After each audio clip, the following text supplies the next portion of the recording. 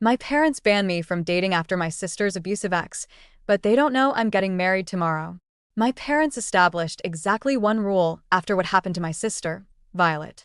No dating, no relationships, no romantic involvement of any kind until I turned 25, or they'd cut off all financial support and I'd be on my own.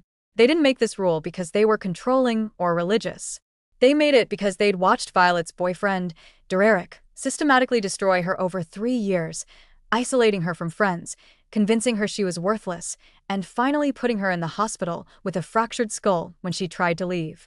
Hey viewers, before we move on to the video, please make sure to subscribe to the channel and hit the like button if you want to see more stories like this. She was 22 when it started, the same age I am now. My parents couldn't protect Violet because they didn't see the signs until it was too late. So, they decided to protect me by eliminating the possibility entirely. No dating meant no chance of choosing wrong. Simple math in their traumatized minds. The problem was that I'd already met Asher 6 months before they implemented the rule. We were lab partners in organic chemistry, and he had this way of explaining complex molecules like he was telling stories about tiny characters going on adventures. He made me laugh during the most stressful semester of my pre-med track. And somewhere between bonding over failed titrations and celebrating our first successful synthesis, I'd fallen completely in love with him. When my parents announced the new rule 3 weeks after Violet got out of the hospital, Asher and I had already been secretly dating for 2 months. I went home that night and cried in his apartment, convinced we'd have to break up because I couldn't survive without my parents' help paying for medical school. Asher held me and said we'd figure it out together, that 3 years wasn't forever, and he'd wait as long as it took. We became experts at hiding in plain sight. Asher was my study partner, my tutoring buddy, the friend who happened to live near campus, so I could stay late at the library without my parents worrying. We studied at coffee shops where we sat across from each other with textbooks open, holding hands under the table where nobody could see. We celebrated anniversaries in his apartment with takeout and quiet music, always careful that I left early enough to maintain my story. My roommate, Priya, knew the truth and covered for me constantly, texting my parents updates about our girls' nights when I was actually curled up on Asher's couch watching medical dramas and critiquing their terrible depictions of hospital procedures. For 2 years, we lived in this careful balance of secret relationship and public friendship. And somehow, it worked because my parents were so focused on Violet's recovery that they didn't look too closely at my life. Violet knew, though. She figured it out about 8 months in when she came to visit me at school and saw the way Asher and I looked at each other in the campus center. She pulled me aside later and asked point blank if we were together, and I couldn't lie to her. I expected her to be angry or to tell her parents, but instead, she hugged me and said she was glad I'd found someone who made me smile like that. She made me promise to be careful and to actually listen if anyone told me they saw red flags because she hadn't listened and it nearly killed her. I promised, and she became our secret keeper, the only family member who knew the truth. She'd cover for me when I needed alibis and would text warnings if our parents were asking too many questions about my social life. She said watching Asher and me gave her hope that healthy love actually existed. That not every relationship ended in broken bones and restraining orders. Everything changed 6 months ago when Asher proposed. We were hiking up to this waterfall he'd been promising to show me for months. And when we reached the top, he got down on one knee with a ring he'd been saving for since our first anniversary. He said he knew he couldn't tell anyone and couldn't actually get married until my parents' arbitrary timeline expired. But he wanted me to know he was committed to waiting however long it took. I said yes while crying so hard I could barely see the ring. The simple silver band with a tiny sapphire that he'd chosen because he knew I'd need something I could hide. I wore it on a chain under my shirt where my parents would never see it. And we started calling each other fiancé in private even though publicly we maintained the study buddy fiction. We told ourselves we'd make it official when I turned 25 in 3 years, that we'd have a small ceremony and finally stop hiding. Then Violet got sick. She started having headaches that wouldn't go away. And after weeks of doctors and tests, they found a brain tumor the size of a golf ball pressing against her frontal lobe. The neurosurgeon said it was likely benign, but needed to come out immediately before it caused permanent damage. The surgery was scheduled for 8 weeks out, and my parents completely fell apart. They had just gotten Violet back after losing her to Derek's control, and now they might lose her permanently to something growing inside her skull. I spent every evening at the hospital with them during Violet's pre-surgery appointments. And one night, after a particularly hard consultation, Violet pulled me into the hallway alone. She told me she'd updated her, well, just in case. And one of her wishes was that if something happened to her during surgery, she wanted me to stop hiding and actually live my life. She wanted me to marry Asher and be happy instead of waiting for some arbitrary deadline our traumatized parents had invented. I told her nothing was going to happen, that the surgeon had said the success rate was like 97%. But she grabbed my hand hard and made me promise anyway. She said she'd spent 3 years of her life trapped with someone who made her miserable. And she wasn't going to let me waste 3 more years hiding someone who made me happy. I promised, even though the idea of her not being okay made me feel sick. The surgery was scheduled for a Monday morning in November, and they said she'd be in recovery for about 6 hours before we could see her. My parents took time off work and basically moved into the hospital waiting room.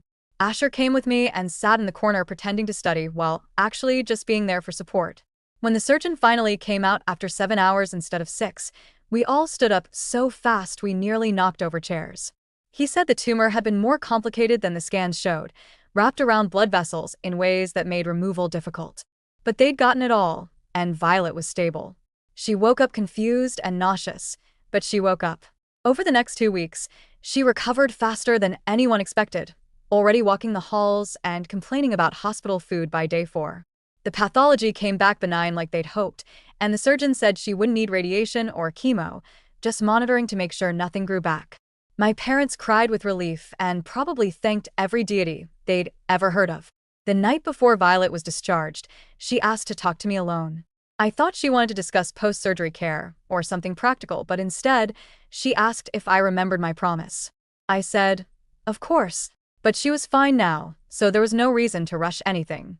She shook her head and said going through this had taught her that life was too short and too unpredictable to waste time waiting for perfect circumstances. She told me to marry Asher now, not in 3 years, and she'd help me figure out how to tell our parents afterward.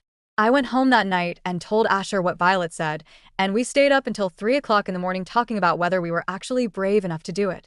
We'd been playing it safe for so long that the idea of actively defying my parents felt terrifying and wrong. But we also couldn't ignore that Violet was right, that we'd already wasted 2 years hiding and 3 more years felt like an eternity when we were already sure about each other. Asher said if I was willing to risk my parents' reaction, he'd marry me tomorrow. I said, let's do it next month instead. Give ourselves time to plan something small and figure out how to break the news. We decided on a courthouse ceremony with just a few close friends. Nothing fancy, just legal and real and ours. We set the date for January 14th, exactly 8 weeks away, and started making quiet preparations that my parents would never notice. Priya helped me shop for a dress during winter break. Something simple and cream-colored that I could wear again so it wouldn't be suspicious sitting in my closet. Asher's best friend, Lucas, agreed to be our witness, and Violet said she'd be there even if she had to sneak out of a follow-up appointment to make it. We didn't send invitations or book a venue because we didn't want any trail my parents might discover. We just needed the marriage license and 2 witnesses and an officiant who'd perform a 5-minute ceremony at the courthouse downtown. It felt simultaneously like the most important decision of my life, and also somehow too simple to be real. My roommate asked if I was scared about my parents cutting me off financially, and honestly, I was terrified. Medical school was expensive, and I'd already taken out loans for part of my tuition. Losing their help would mean more debt and possibly having to take time off to work, pushing back my graduation. But Asher had already graduated with his engineering degree and had a good job at a tech company downtown. He'd been saving money specifically for the possibility that we'd need to support ourselves if my parents reacted badly. He showed me his bank account one night to prove he was serious, that we could actually survive this. He'd calculated our budget, assuming I'd lose all parental support. And while it would be tight and we'd have to be careful, it was doable.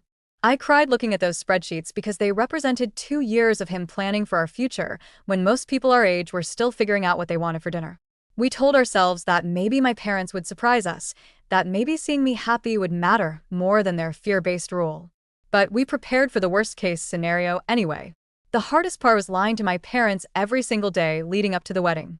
They'd call to check in and ask about my classes and my studying, and I'd tell them everything was fine while wearing my hidden engagement ring under my shirt. My mom would talk about Violet's recovery and how grateful she was that our family was finally healing, completely unaware that I was about to detonate their peace. I felt guilty constantly knowing that what I was doing would hurt them, even though I believed it was right. Violet kept telling me the guilt would fade once I was actually married and happy. That our parents' fears didn't get to control my entire life. She'd been through actual hell with Derek and survived. And she said my healthy relationship with Asher deserved to exist in the light instead of hiding in shadows. She helped me practice what I'd say when I finally told them, going through different scenarios and responses until I had something prepared for every possible reaction. 2 weeks before the wedding, Derek got out on parole. Violet got a notification from the victim services coordinator, and she'd called me immediately, her voice shaking so badly I could barely understand her. He'd served only 3 years of his 8-year sentence because of prison overcrowding and good behavior.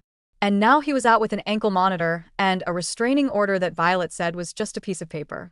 My parents went into full protection mode again, installing new locks and security cameras and basically putting Violet under house arrest for her own safety.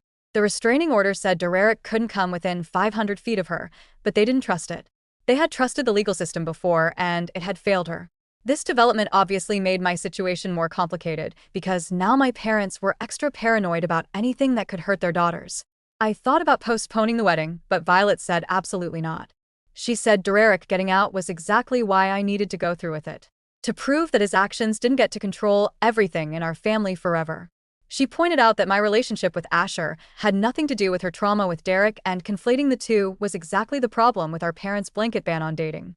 Not every man was Derek. Not every relationship ended in violence. I deserved my own story separate from hers. She promised she'd be at the courthouse on January 14th, even if our parents had her on lockdown, that she'd figure out a way to be there for me like I'd been there for her through the surgery. The night before the wedding, I couldn't sleep at all. I lay in my dorm room staring at the ceiling while Priya slept peacefully in the next bed, and I went through every possible outcome in my mind. Best case, my parents were hurt, but eventually came around. Worst case, they cut me off completely, and I didn't see them again for years. The morning of January 14th arrived cold and bright, and I woke up at 6 o'clock, even though the ceremony wasn't until 11 o'clock. Priya made me eat breakfast even though my stomach was in knots. And she helped me get ready like we were preparing for battle. I put on the cream dress and simple makeup, and the ring that had been hiding under my shirt for 6 months. Priya took photos of me in our dorm room. These pictures I'd show my future children someday when they asked about my wedding day. Asher texted at 9:30 saying he was already at the courthouse with Lucas, and the officiant was ready whenever we were. I told Priya it was time to go, and we walked out into the freezing January air toward downtown. My phone rang when we were 2 blocks away, and I nearly dropped it when I saw it was my mom calling. My hands were shaking so badly, I could barely answer, and Priya grabbed my arm to steady me. My mom's voice was tight, with barely controlled panic. She asked where I was because she'd called my dorm room, and I didn't answer. I said I was out getting coffee with Priya before my afternoon class, which was a lie since it was only 10 o'clock in the morning, and I didn't have class on Thursdays. She said she needed me to come home right now because something had happened with Violet.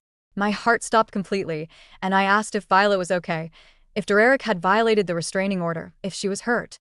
My mom said Violet was physically fine, but had left the house this morning without telling anyone where she was going. And given everything with Jurich being out on parole, they were terrified something had happened to her. She wasn't answering her phone, and they had been calling for 2 hours. I felt sick because I knew exactly where Violet was. She was already at the courthouse waiting for me. And now our parents were losing their minds thinking Derek had taken her. I told my mom I'd try calling Violet, too, and would let her know if I reached her, then hung up before she could ask more questions. Priya looked at me and asked what we were doing, and I said we were still going to the courthouse because Violet was clearly committed to being there, even if it meant our parents panicking. I texted Violet asking if she'd seen Mom's calls, and she responded immediately saying yes, but she'd silenced her phone because today was about me, and she wasn't going to miss it. She said she'd text Mom after the ceremony to say she'd been at a friend's house and lost track of time. I felt horrible that my wedding was causing this chaos, but we were already 3 blocks from the courthouse and Asher was waiting, and turning back now felt impossible. Priya said we could still postpone if I wanted, but I shook my head and kept walking. The courthouse was this old building with marble floors and high ceilings that made every sound echo. Asher was standing near the entrance in a dark suit I'd never seen before. And when he saw me, his whole face lit up in a way that made every complication worth it. Lucas was there with a camera ready to document everything. And Violet appeared from around a corner wearing a blue dress and the biggest smile despite the chaos she'd caused at home. She hugged me tight and whispered that she was so proud of me for going through with this. The officiant was a kind-looking woman in her 50s who guided us to a small room on the third floor where ceremonies happened. The whole space felt surreal. This tiny room with fluorescent lights where people made lifelong commitments between lunch breaks and parking ticket payments. The officiant asked if we were ready, and Asher took my hand. And suddenly, we were saying vows we'd written on notebook paper at 2 a.m. Asher promised to support my dreams, even when they meant years of medical school stress and sleepless residency shifts. He promised to be patient with my complicated family and to never make me choose between him and them if it could be avoided. I promised to trust him completely and to never let my parents' fears make me doubt what we'd built together. I promised to actually communicate instead of hiding when things got hard because we were done with secrets after today. The officiant pronounced us married, and Asher kissed me while Violet and Priya and Lucas cheered in this quiet, respectful courthouse way. Lucas took photos of us, signing the marriage certificate, and suddenly it was legal and real, and there was no taking it back. I was married at 22 to someone my parents didn't even know I was dating. And in a few hours I'd have to tell them and face whatever came next. We went to a small Italian restaurant nearby for a celebration lunch. Just the 5 of us in a corner booth eating pasta and toasting with water glasses since none of us were old enough to order wine legally. Violet's phone kept buzzing with calls from our parents. And finally, she excused herself to call Mom back and deliver her prepared lie about being at a friend's house working on a project. I could hear her voice from across the restaurant, apologetic but firm. And when she came back, she said Mom was angry but relieved she was safe. She'd promised to be home in an hour, which meant our wedding lunch had a time limit. We ate quickly and took more photos outside the restaurant, trying to capture this strange, wonderful, terrifying day. Asher held me close and asked if I was okay, and honestly, I didn't know. I was happy and married, and also completely panicked about what would happen when I told my parents. Violet pulled me aside before we left and told me I didn't have to tell them today, if I wasn't ready. She said I could wait a week or a month until things calmed down with Derek's parole situation. But I shook my head and said doing this in secret for one more day felt impossible now that it was real. I wanted to be able to call Ash or my husband instead of my study partner. I wanted to wear my ring where people could see it. I was done hiding even if the consequences were severe. Violet hugged me and said she'd be there when I told them that she'd try to run interference and explain why this was different from her situation with Derek. She'd help them understand that Asher had been thoroughly vetted by her over 2 years. That she'd watched our relationship carefully for any red flags and found none. I thanked her and watched her walk toward the bus stop, the sister who'd survived hell and was still fighting to protect my happiness. Priya went back to campus, and Asher and I went to his apartment where we sat on the couch in stunned silence, holding hands and staring at our matching rings. We were married, actually legally married. The enormity of it hit me all at once, and I started crying, not from sadness, but from overwhelming everything. Asher pulled me close and said we were going to be okay no matter how my parents reacted, that we'd figure it out together like we'd figured out everything else. I wanted to believe him, but I also knew my parents' financial support wasn't just tuition money. It was housing over summer breaks, health insurance, a safety net if anything went wrong. Losing that felt terrifying, especially with medical school applications coming up next year. I asked Asher if he ever regretted choosing someone with such complicated family baggage, and he said never, that my family's trauma didn't define our relationship, and he'd known what he was signing up for. I decided to tell my parents that evening, getting it over with quickly, like ripping off a bandage. I called my mom at 6 o'clock and asked if I could come over to talk about something important. She immediately asked if I was pregnant or in trouble, and I said no, nothing like that, just something I needed to discuss in person. She said my dad would be home by 7 o'clock and I should come for dinner. I met Asher at his car, and we drove to my parents' house together in silence, both of us preparing for the worst. I told him to wait in the car while I broke the news, but he insisted on coming in with me. He said we were married now, and that meant facing things together, not me protecting him from consequences. We pulled up to my childhood home and sat in the driveway for 5 minutes gathering courage before finally walking to the front door. My mom opened it before I could knock, and her face lit up seeing me before falling when she noticed Asher behind me. She asked who he was, and I said he was my study partner from school who'd driven me here because my car was having issues. Another lie, but my last one, because in about 10 minutes everything would be true. We went inside, and my dad was setting the table, and he looked up and did the same double take seeing Asher. My parents had literally never met him despite 2 years of relationship because our cover story only worked if they never saw us together. Violet was already there sitting at the counter, and she gave me an encouraging nod. My mom asked if Asher wanted to stay for dinner, and I said actually yes, he should stay because I needed to tell them something and he was involved. We all sat down at the dining room table with this lasagna my mom had made, and the normality of the scene felt bizarre given what I was about to say. My dad asked how school was going, and I said fine, then took a deep breath and told him I needed to confess something I'd been hiding. My mom's face immediately tensed, and she glanced at Violet like she thought this was about Derek somehow. I said it wasn't about Violet or Derek or anything dangerous, but they weren't going to be happy about it. I pulled a chain out from under my shirt and showed them the ring I'd been hiding for 6 months. And both my parents stared at it, without comprehension. I said Asher and I had been dating for 2.5 years, that we'd met before they implemented the no dating rule, and had continued seeing each other in secret because I couldn't give up either him or their support for medical school. The silence that followed was suffocating. My dad asked if I was joking, and I said no, completely serious. My mom looked at Asher like he was a stranger who'd broken into her house, which I guess in her mind he kind of was. She asked how I could be so selfish and reckless after everything they'd been through with Violet. And I felt my face get hot with shame and anger. I said I understood their fear, but Asher wasn't Derek, that lumping all men together because of one terrible person was unfair and unhealthy. Violet spoke up and said she'd known about the relationship for 2 years and had been watching carefully for any warning signs. That Asher had treated me with nothing but respect and kindness the entire time. My dad stood up from the table, so fast his chair nearly tipped over. He said I'd betrayed their trust and broken the one rule they'd established to keep me safe, and there would be consequences. I said I knew about the consequences, but I needed them to understand something first. I pulled out my phone and showed them photos from the past 2 years. Asher and me studying at coffee shops. Him helping me move into my dorm. Us volunteering together at the free clinic downtown. Violet had secretly taken some of them. Documenting a relationship my parents never knew existed. I showed them texts from Asher checking on me during midterms. Bringing me food when I was too stressed to eat. Staying up late to help me study for the MCAT. I showed them the spreadsheet he'd made calculating how we'd survive if they cut me off financially. My mom was crying now, and I couldn't tell if it was from anger or something else. Then I said the thing that would change everything. I told them Asher and I got married this morning at the courthouse. That Violet had been there as our witness, and that I understood if they never wanted to speak to me again, but I wasn't going to apologize for choosing happiness. The explosion I expected didn't come immediately. Instead, my dad sat back down heavily and put his head in his hand. My mom stared at the table and didn't say anything for at least 3 full minutes.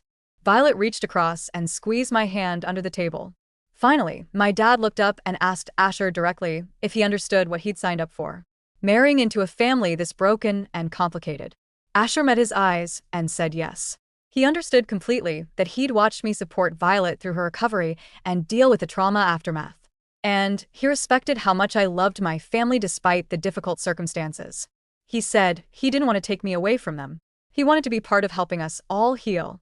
My mom asked why we couldn't have waited 3 more years like they'd asked.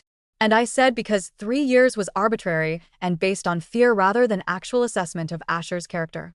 Violet told them the story of her brain tumor and the promise she'd made me make about not wasting life waiting for perfect circumstances that might never come. She said, watching Derek nearly destroy her had taught her that life was too short and too unpredictable to postpone happiness. And she'd encouraged me to marry Asher now instead of hiding for 3 more years. My mom started crying harder, and I realized she wasn't angry anymore, just overwhelmed and scared and grieving the loss of control over a situation she'd tried to prevent. My dad asked what we expected from them now, if we thought they'd just accept this and keep paying for medical school like nothing had changed. I said, honestly, I didn't know what to expect, but I hoped they could at least try to get to know Asher before deciding he was dangerous just because he existed. We sat there for another hour talking through everything, and slowly the conversation shifted from accusations to questions. My parents asked Asher about his job, his family, his plans for the future. They asked how we'd managed to hide a relationship for 2.5 years, and I explained the study partner cover and Priya's constant alibis. They asked if Asher had ever pressured me into anything or shown signs of controlling behavior. And both Violet and I said absolutely not.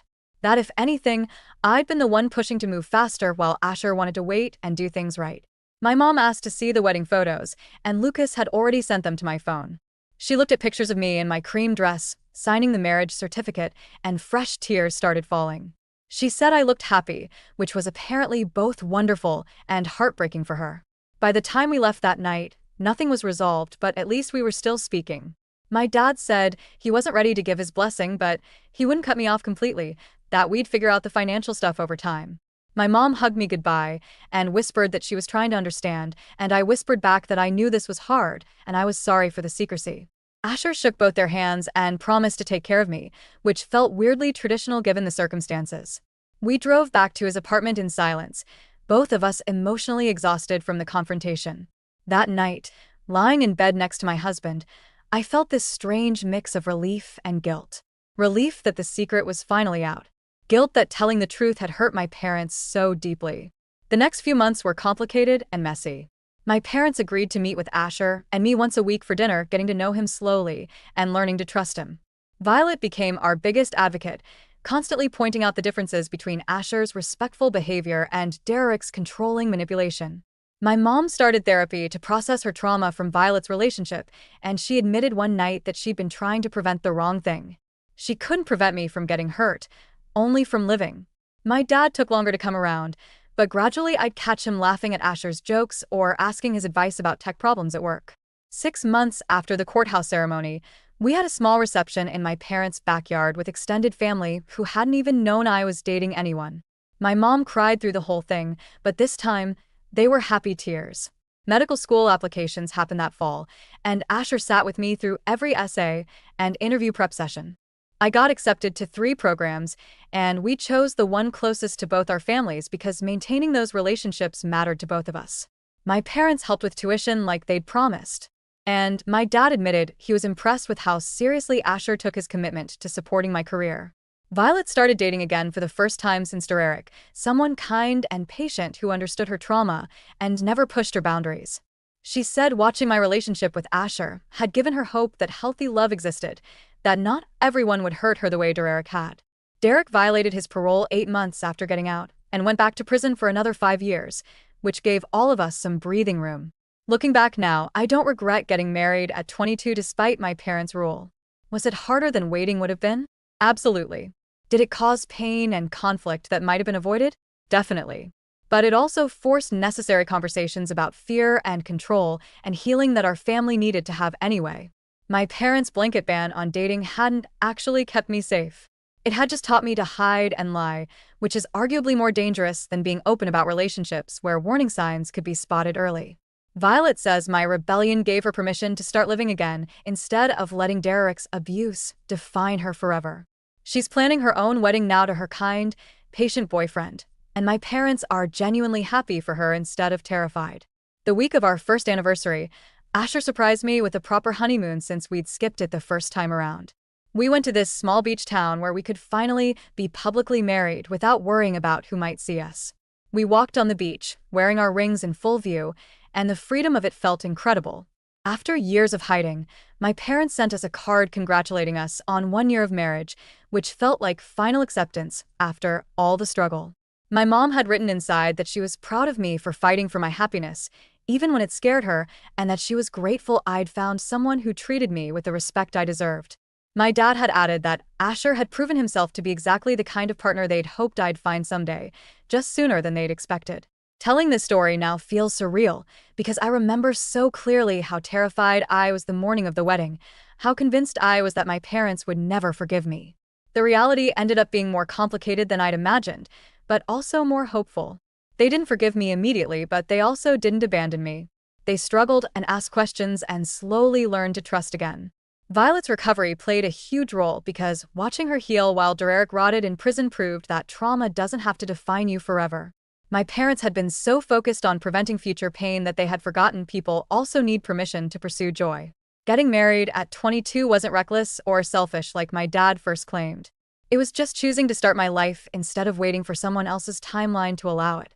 What do you think about this story? Let me know in the comments, drop a like, and don't forget to subscribe for more real-life stories.